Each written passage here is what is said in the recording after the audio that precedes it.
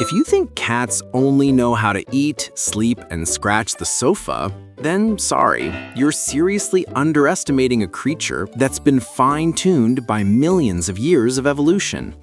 That tiny nose alone is already a unique biological fingerprint, and that steady purring sound can work like a built-in self-healing mode that science is still trying to catch up with. Tonight, when your royal cat curls up at the foot of your bed, looking lazy and carefree, its brain and body are actually running a series of sophisticated systems. A dawn warrior body clock getting ready for an imaginary hunt, a balance system that lets it twist its body in midair, and even a built-in safety filter deciding what's allowed to go into its body. In this video, we're going to break down 10 cat facts that sound totally crazy, but all have clear scientific foundations, so that after watching, it'll be hard to ever look at that little fur ball at home as someone who only knows how to sleep. If you truly want to understand the nature of your lazy cat on a deeper level, hit like on this video and subscribe to our channel so you don't miss any of the good stuff. Then let's move on together through the next sections, because the further we go, the more you'll see that every odd behavior your cat has actually has a reason behind it. It's just that until now, no one has explained it to you the right way.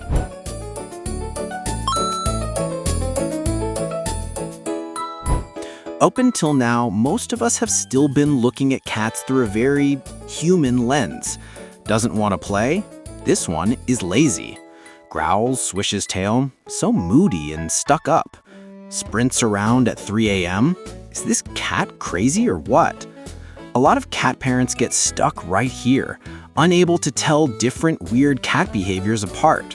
We often have the same irritated questions in our head. Why are you so picky? You won't eat anything. We push the cat off the bed because we think it's being annoying. We hug tightly even when the cat has already turned its head away, then feel surprised. Why does it feel more and more distant from me?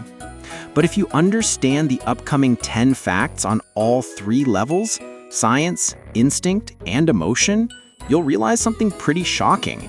Many of the behaviors we label as nonsense are actually perfectly logical to a cat's brain. You'll understand why that tiny nose isn't just for smelling, but also a biological ID that helps the cat recognize the world and mark what it considers safe. You'll know why your little night owl is actually a dawn warrior, and why your cat ruining your sleep at 5 a.m. isn't rudeness at all, but an ancient body clock running exactly as programmed. You also won't panic anymore when your cat purrs even while sick or stressed, because you'll understand, purring isn't just "I'm happy," it can also mean "I'm trying to calm and heal myself." By the end of the video, you'll have a short, easy-to-remember checklist, such as, is your cat's current sleeping environment truly safe and cat brain friendly?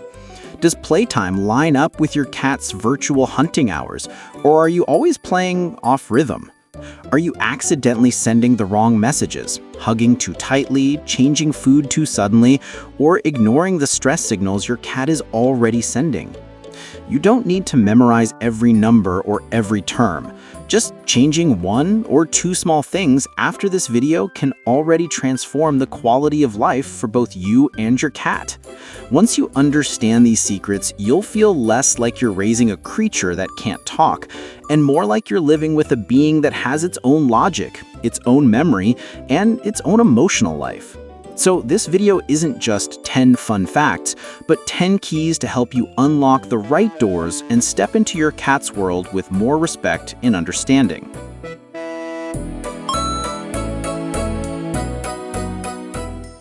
Number 1. A cat's nose is a biological fingerprint. Every nose is a unique code. Next time you bring your camera close to Luna's face, pause for a few seconds on that tiny nose. That pink or brown little nose isn't flat and smooth like we often think. If you look closely, you'll see tiny grooves, dots, and ridges, like the surface of a miniature planet. It's not just a cute button in the middle of the face, it's almost like a biological ID card for every single cat.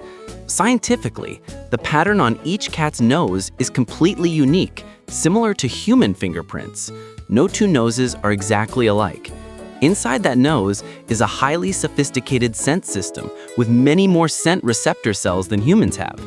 On top of that, cats have an extra organ called the Jacobson's vomeronasal organ in the roof of the mouth, which allows them to read hormones and pheromones, layers of scent information that we can't detect at all. For a cat, a sniff isn't just checking if something smells nice. It's how they verify identity and emotional state.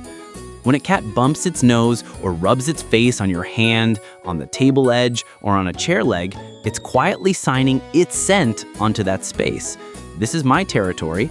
This is someone I consider safe. Before allowing you to hug or pick it up, many cats will scan you first with their nose, as a little security check. Because their sense of smell is so sensitive, odors we find just a bit strong can be torture to a cat. Shoving a cat's face straight into strong smells, perfume, alcohol, cleaning products, is like pushing them into a thick cloud of smoke. Instead, let everything happen at the cat's pace. Before petting, offer your hand for the cat to sniff first, especially with sensitive or anxious cats. When you bring home something new, a bed, box, carrier, don't force the cat to go near it. Just leave it there for a few days so the cat can come over on its own, sniff, rub its nose and face on it, and put its own scent signature on it. Once it is signed, it will feel that object is much safer. However, the nose is also where health issues can show up quite clearly. You should be cautious if you notice thick discharge from the nose, blood, or swollen red nostrils, frequent sneezing, wheezing, or labored breathing, the nose changing color abnormally, forming scabs, ulcers, or the cat constantly scratching the nose area and rubbing its face hard. These signs can be related to allergies, infections, respiratory disease, or dental problems, and that's when it's best to have a veterinarian check things out. Just by looking at a cat's nose, you can already see this clearly. It's not just a cute detail on the face, but a gateway of information that helps the cat record the world, mark what's safe, and build a sense of attachment, including with you. Number 2. Cats aren't really nocturnal. They're actually dawn warriors. Think back to a very familiar morning. Around 5 a.m., just when you've finally fallen back asleep, Milo suddenly turns into a lightning bolt. He darts across the living room, chases invisible enemies, scratches the curtains, jumps onto the bed, then lands straight on your potty. Half asleep, your first reaction is usually, "This cat is insane!" But to a cat's brain, that is actually the perfect time. Biologically, most cats are not truly nighttime animals the way many people think. They are crepuscular, most active at 2 key periods, dawn and dusk.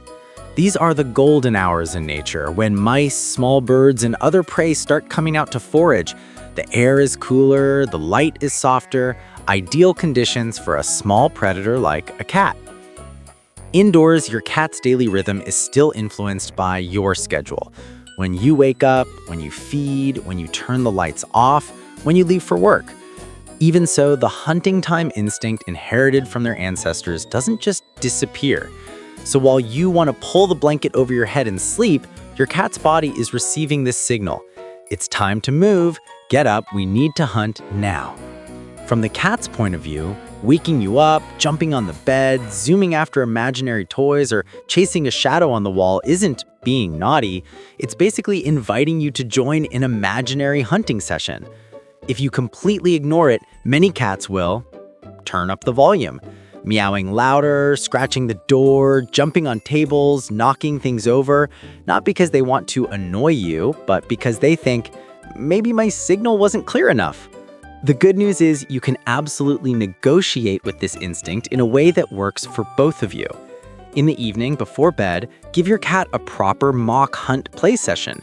Use wand toys, bug or bird toys, and let your cat stalk, chase, jump, pounce like a real hunt. When your cat is tired, offer a small meal right after play, mimicking the natural sequence: hunt, eat, rest. Most cats will then shift more easily into a relaxed, deeper sleep instead of exploding at 5 a.m.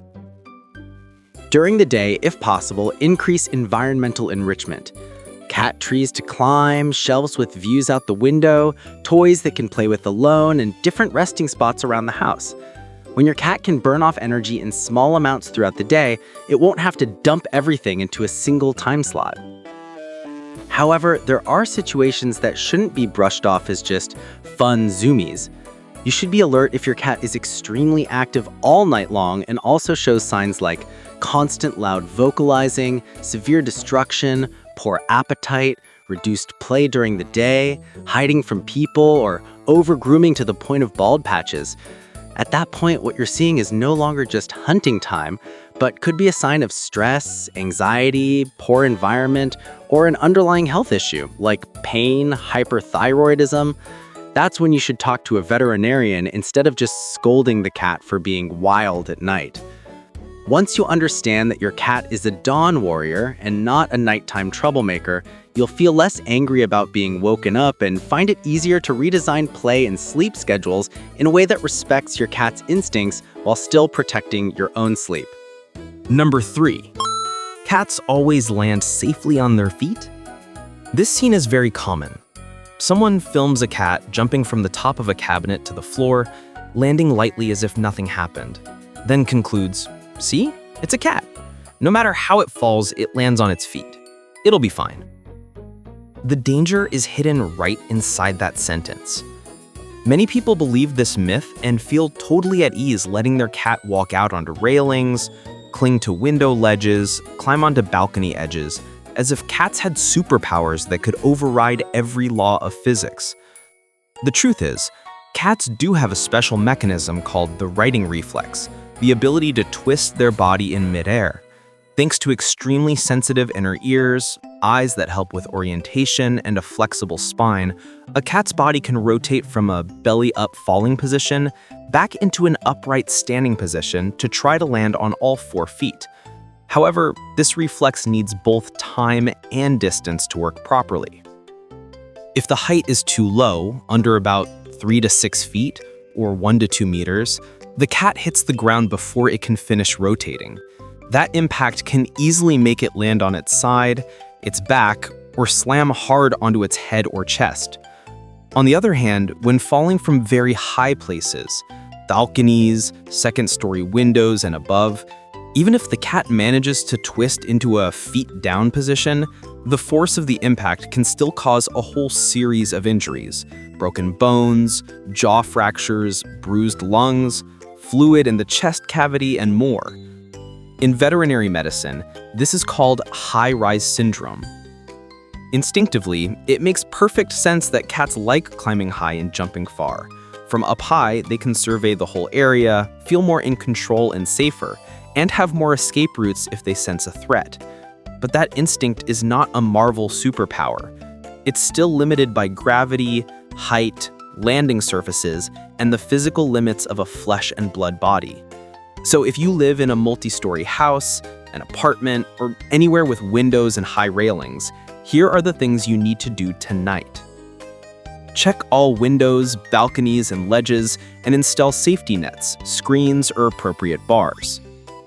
Avoid placing wobbly cabinets, shelves, or chairs right next to windows where your cat could climb up, slip, and fall. Inside the home, actively create safe climbing routes for your cat. Sturdy cat trees, solid wall-mounted shelves, window perches with rugs or non-slip surfaces, so they can still satisfy their climbing needs without having to trade that for serious risk. And most importantly, never throw, drop, or test your cat from above just to prove that cats always land on their feet. That is not a game. It is something that can cost your cat the rest of its life. If your cat has ever fallen or dropped from a height, even if it gets up afterward, walks around, and seems normal, you should still treat it as an emergency situation. Signs like rapid breathing, coughing, wheezing, or heavy belly breathing, limping, refusing to put weight on one leg, or signs of paralysis, bleeding from the mouth, nose, or eyelids, a swollen face, or pain when you touch the chest or belly. Just lying in one spot, responding very little, looking more dull and out of it than usual, are all reasons to take your cat to the veterinarian immediately. Many internal injuries cannot be judged by eye in the first few minutes. The longer you wait, the higher the risk. Believing that cats always land safely on their feet sounds harmless, but in reality, it can be a very dangerous kind of carelessness. When you stop seeing your cat as some immortal superhero and start seeing it as a creature still bound by a body's limits, it becomes much easier to decide to add one more safety net, clear one unstable shelf, or close one window. Small things that can literally save your cat's life. Number 4. Cats are blind to sweetness. To them, sweets are pointless and can even be dangerous. You're sitting there eating ice cream, cake, candy, sipping on a glass of milk tea. Your cat walks over, gives it a quick, polite sniff, then turns away like it couldn't care less. You laugh. Wow, so picky, won't even eat good stuff. But the truth isn't that your cat is hard to please. It's that their brain almost can't read sweetness the way ours does. Biologically, cats are obligate carnivores. Their bodies are designed to live mainly on protein and fat from meat, not on sugar. And they don't need or prioritize sugar at all. Part of the sweet taste receptor on a cat's tongue, the TAS1R2 gene, is basically non-functional, so the sweet signal they receive is extremely faint, almost like nothing. What really triggers a sense of this is tasty in cats isn't sugar, but amino acids, proteins, and rich umami flavors from meat, fish, and organs. So when your cat ignores your piece of cake or candy, it's not being bougie. Its nutritional instinct is doing its job. If something doesn't seem valuable or appropriate, it just gets skipped. On the other hand, when you insist on making your cat lick some ice cream, taste a bit of milk tea, or have one bite for fun, you're really just satisfying human emotion, not your cat's body. Worse, many of our sweet treats can actually be toxic to cats. Chocolate, xylitol candies, cakes with raisins, certain syrups and toppings. The good news is, you can use this knowledge to help your cat the right way. If you need to give medication, instead of mixing it into something sweet and yummy like human food, choose meat pate, wet food, or unsalted chicken broth, things that match the way a cat's brain evaluates food. This is prey, not dessert. When choosing daily food or treats, prioritize products with a high percentage of animal protein that meet veterinary recommendations, instead of snacks loaded with starch and sweeteners. You should also be cautious about unusual changes. If one day your cat suddenly seems unusually interested in lots of strange foods and starts eating in a weird way, along with signs like drinking much more water, peeing more, losing weight quickly, that's no longer just a matter of taste, but could be a warning sign of endocrine issues, diabetes, or metabolic problems. That's the right time to take your cat in for a checkup. And if your cat eats chocolate, xylitol candies, or grapes or raisins, don't wait to see if it's okay. Contact a vet immediately. These can cause serious damage to the liver, heart, and nervous system in a short time. Once you understand that cats are almost blind to sweetness, you'll stop feeling sorry that they can't enjoy cakes and candy like us, and start seeing a more comforting truth. By rejecting sweets, your cat's body is quietly choosing what's safer for itself. And our job is to respect that choice instead of forcing it to eat based on human feelings. Number 5. A cat's purr isn't just, I'm happy. It's also how they heal themselves. There are nights that feel completely peaceful. Your cat is lying on your chest, eyes half closed, body loose, that steady rudder of purring humming like a tiny massage device. In that moment, you almost melt. Wow, they really love me. But then there are the opposite moments. At the vet clinic, when your cat is in pain or scared, you hear that same purr. A lot of people get confused. If they're hurting, why are they still purring? So are they happy or suffering? The answer is this. A cat's purr is not just a simple emotional language, it's also a sophisticated biological mechanism. Many studies show that cats' purrs usually fall in the range of 25 to 150 hertz. The 25 to 50 hertz range overlaps with vibration frequencies used in human medicine to help increase bone density, support healing of fractures, reduce pain, and aid soft tissue recovery. In other words, every time a cat's body creates a purr, It's not only talking to you, it's also turning on a gentle built-in vibration therapy for itself. Even more important, cats don't only purr when everything is perfect. They may purr when they are relaxed, being petted and feeling safe, communicating and trying to bond with you, anxious, afraid, or in pain, especially after an injury or during a recovery. For cats, purring is like a two-way switch.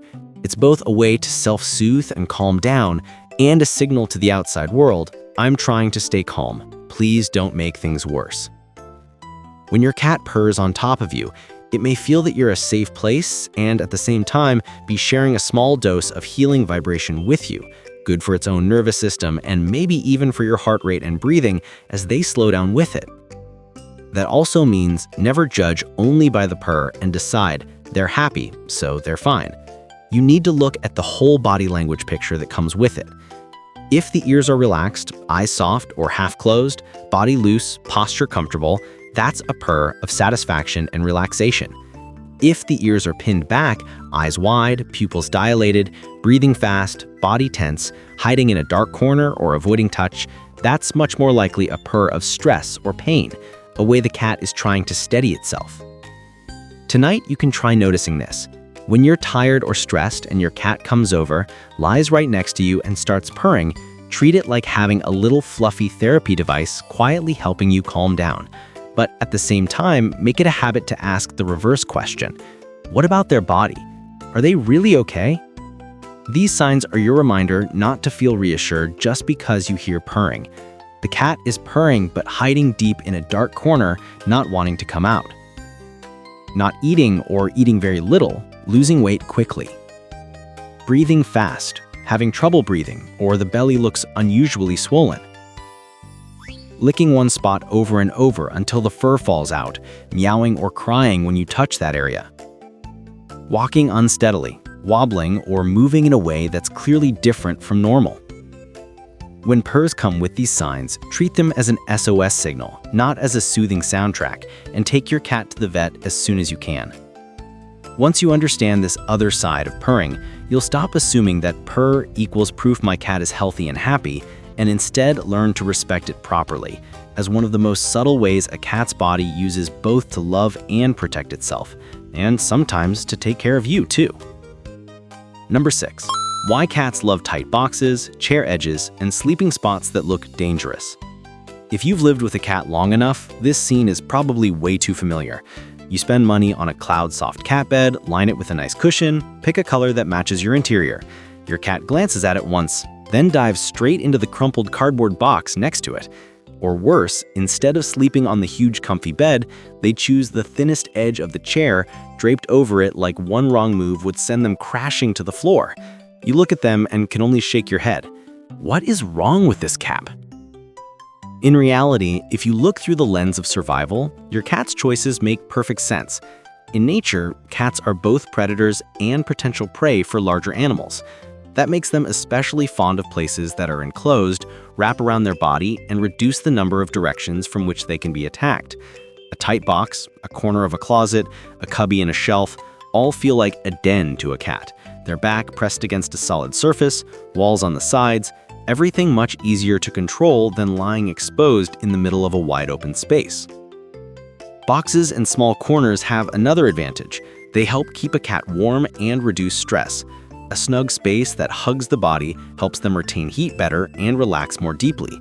That's why in many studies, cats given boxes or suitable hiding spots adapt to new environments faster and show less stress than cats that don't have them.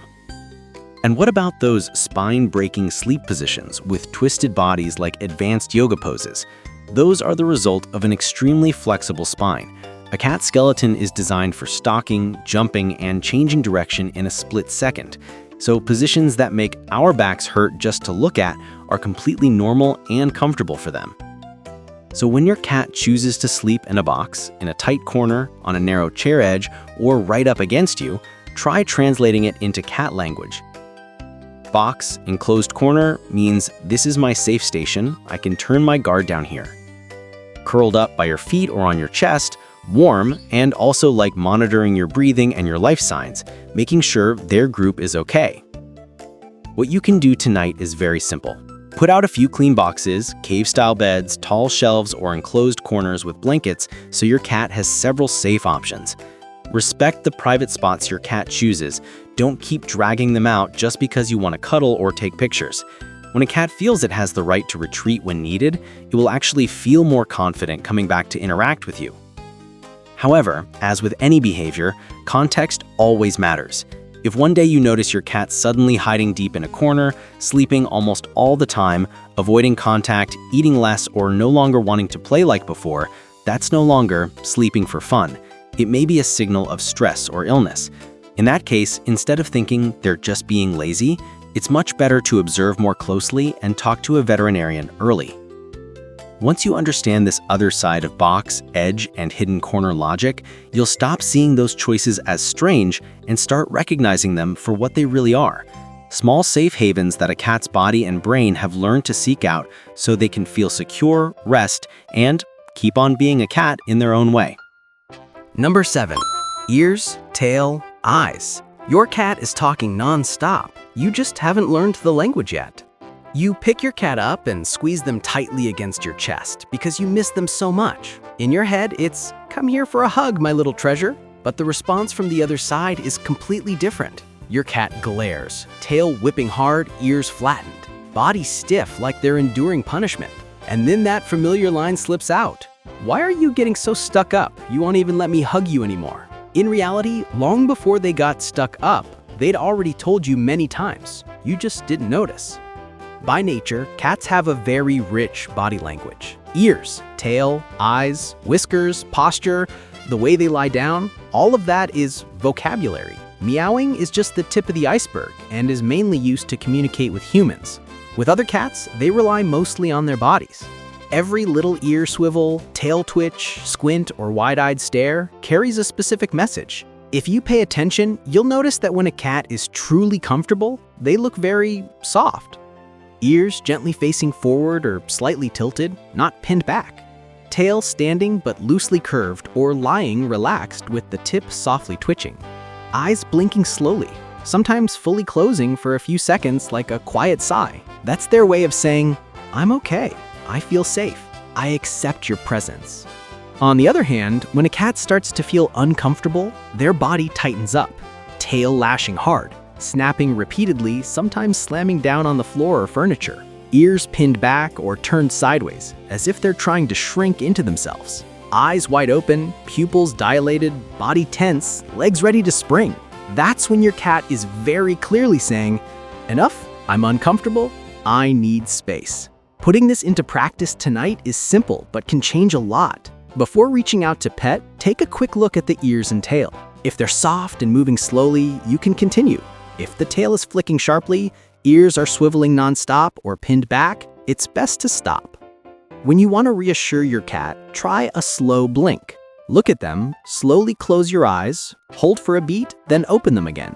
Many cats will answer with their own slow blink, which is a kiss with the eyes in the cat world, a beautiful sign of trust that many people miss. Of course, there are times when body language goes far beyond ordinary annoyance. If your cat is frequently growling, hissing, spitting, attacking, hiding for long periods, or on the flip side, suddenly becomes unusually quiet, withdrawn, and not at all like their usual self, that's not just being moody, it's a warning. Your cat may be under psychological stress, in pain, or dealing with a health issue. Learning to read your cat's ears, tail, and eyes is how you say to them, "I don't just love you in my own way, I'm trying to understand you in your way too." And sometimes simply stopping your hand at the right moment, stepping half a step back when the tail starts to lash, or returning a slow blink to a stare is enough to grow the trust account between you and your cat by a lot. Number 8. A cat's tail is the rudder that turns them into a real acrobat. If you pay close attention, you'll notice that your home hosts plenty of circus acts every single day. A tightrope walk along a narrow chairback, a clean jump from the top of a cabinet down to the table, then from there another bounce up onto a high shelf like they're doing parkour. Everything is so smooth that you feel like your cat doesn't even know what fear of falling is. Behind all those climbs, swings, and leaps is not blind recklessness, but a highly refined balance system. Hypersensitive inner ears help your cat's brain constantly update where its body is in space. A soft, flexible spine allows them to twist and change direction in an instant, and that long tail behind them acts like a rudder, continually adjusting their center of gravity so they can stay balanced on surfaces that make our legs shake just looking at them. Thanks to this trio, a healthy cat can jump as high as 5 to 6 times their body length in a single leap. From the cat's perspective, climbing onto shelves, walking along chair edges, or perching on a narrow window ledge isn't being naughty or having a bad habit of climbing. It's about movement and observation. From up high, they can control the space better, see everything clearly, and map out escape routes in their head if something makes them uneasy. Their bodies were built to stalk, climb, and jump. If you block every chance to do those things, they'll find their own ways, and often pick spots that are far more dangerous than you realize. So instead of trying to keep your home flat and climb-proof, a smarter way is to give your cat safe paths to satisfy this need. Create smart climbing routes with sturdy cat trees, solid wall-mounted shelves, and window perches with rugs or non-slip surfaces. Anchor tall, heavy furniture, cabinets, shelves, TVs, anything to the wall to prevent them from tipping over if your cat jumps on or off. Arrange the space in steps from low to high so your cat can climb gradually instead of having to jump across big gaps. That way, your cat still gets to be the acrobat their body was designed to be, but on a much safer stage. There is one thing you need to pay special attention to. If one day you notice that your usually agile acrobat suddenly becomes unusually clumsy, tripping more, falling more, walking unsteadily, having wobbly steps, or tilting their head to one side, or with eyes that keep flicking back and forth, that's no longer just a funny missed jump. It could be a sign of a problem in the inner ear, nervous system, or eyesight, and that's when you should take your cat to the vet as soon as possible. Once you understand the role of the tail as a rudder for balance, you'll feel less frustrated when you see your cat on those scary high spots, and start seeing their jumps and tightrope walks for what they really are. The way a healthy feline body is making full use of the abilities nature built into it. Number 9. Picky eating is often a safety filter, but not eating at all is a disaster. Picture this very familiar scene. You're excited to switch your cat to a new kibble that's better quality, more expensive, 5-star reviews. You pour it into the bowl feeling like a very thoughtful cat parent.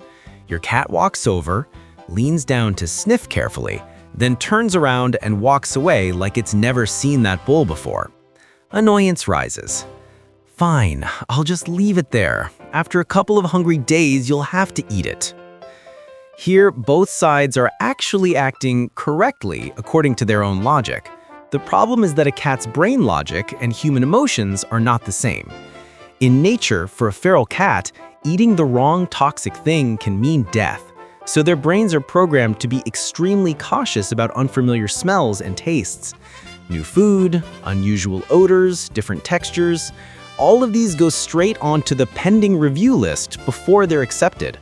On top of that, cats naturally prefer many small meals scattered throughout the day, matching the hunt often, eat a little each time style, rather than our human too big buffet meals model. So when a cat refuses a new food, that reaction is often not spoiled and picky, but survival instinct at work. This is unfamiliar and may not be safe yet. Better not eat it. From a biological perspective, that's not illogical at all. The real disaster starts when we apply the "if you're hungry, you'll eat" approach to a body that is not designed to fast. In cats, especially overweight ones, going without food for 1 to 2 days in a row can trigger a massive mobilization of fat to the liver, leading to hepatic lipidosis, fatty liver disease, a serious, life-threatening condition that requires intensive veterinary treatment. In other words, starving them to teach a lesson can push a cat from annoyingly picky to seriously ill and hospitalized much faster than you think. A safer and more respectful way is to give the cat's brain time to adjust. When changing foods, mix gradually. Start with 75% old food plus 25% new food, then move to 50-50, then 25-75, and only then go to 100% new food. You can use a bit of a familiar topping your cat loves, like their old pate or unsalted chicken broth, to introduce the new flavor under a layer of trusted scent. And there's one principle you should remember as a kind of red rule. If your cat is barely eating or eating far too little for 24 to 48 hours, especially if they're overweight, do not wait and think when they're hungry enough they'll eat. Contact a veterinarian as soon as possible. Looking back, you'll see this. A reasonable level of picky eating in cats is actually a safety filter that evolution gave them. Your job isn't to break that filter by forcing food or using hunger as a punishment, but to guide gently so that every food change or portion adjustment stays within what your cat's body can adapt to safely. Number 10. Cats are habit sponges. Your lifestyle imprints on them more than you think. Try paying attention for a moment. At first, you go to bed on time and wake up early for work. At night, your cat curls up to sleep, and in the morning, they're at the door greeting you. Over time, you start staying up late, snacking at midnight, sleeping in. After a while, your cat also starts to roam around the house late at night, demand food at 1 to 2 a.m., sleep straight through the morning, and stop coming to the door to greet you like before. That's not a coincidence. That's your cat's brain chasing after your daily rhythm. Biologically, house cats are still crepuscular by nature, at their most energetic at dawn and dusk. But when they live with humans, they tend to sync part of their wake, sleep, eat cycle with the person they're most attached to. When you eat, when you turn lights on and off, when you call them to play, all of that becomes markers their brain uses to reschedule their own activity. That means your cat isn't just an animal in the house revolving around its food bowl and litter box. It's quietly arranging its life around your presence.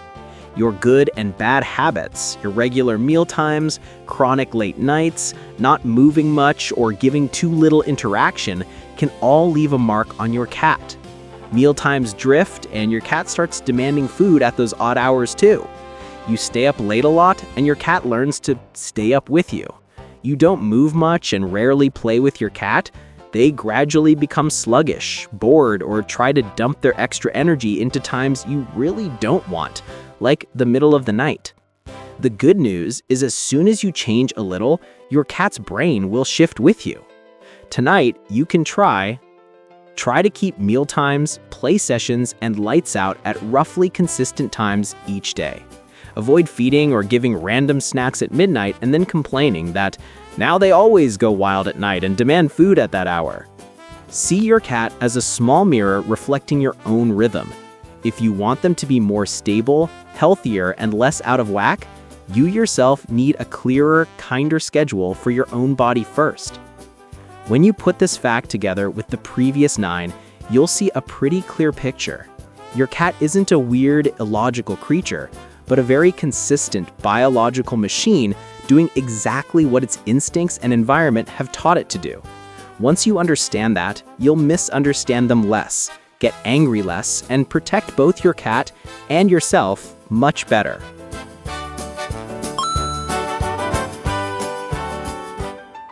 About purring and emotions. The first thing you need to correct in your mind is this. Don't automatically assume purr equals absolute happiness.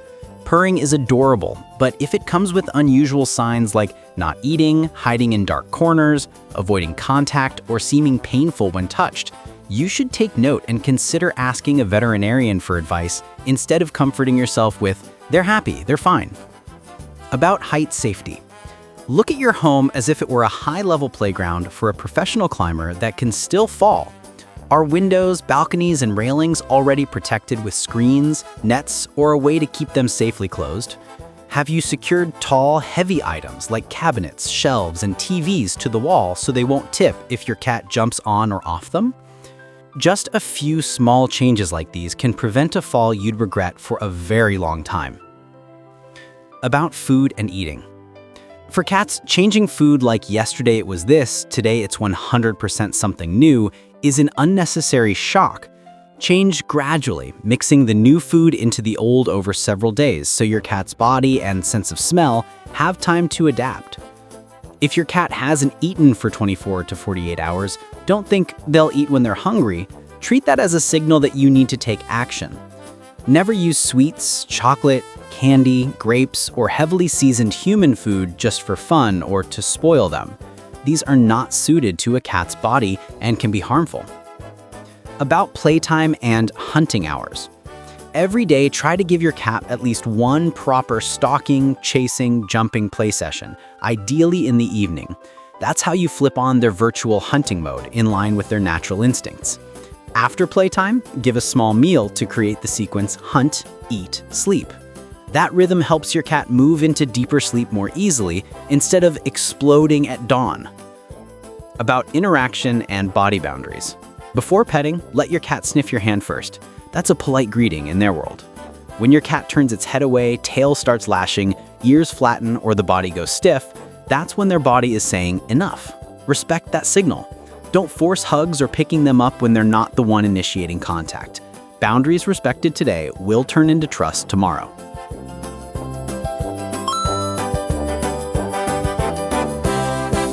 There are some situations where you shouldn't sit and Google a bit more, but instead contact a veterinarian as soon as possible. Your cat stops eating or eats very little for 24 to 48 hours, especially if they're overweight. This can lead to serious liver problems. Your cat falls or drops from a height, such as a window, balcony, or the top of a cabinet. Even if they get up afterward and seem to walk normally, internal injuries don't always show right away. Your cat is purring, but also showing signs like rapid breathing, a swollen belly, obsessively licking one spot until the fur falls out, lying in one place and not wanting to move. That is very likely a purr from pain, not a relaxing purr. Sudden behavior changes. Your cat suddenly becomes very irritable, keeps hiding, won't play, doesn't come to greet you like before, and withdraws in an unusual way. Your cat is walking unsteadily, staggering, tilting their head to one side, with eyes that flick or jerk, missing jumps, or being much clumsier than usual. These can be signs related to the inner ear or nervous system. Finally, there's one thing that's very important to restate clearly. The videos, information, and every checklist you see are only maps. When danger signs appear, the one who must be in control is still the veterinarian, not our vague feeling that it's probably fine.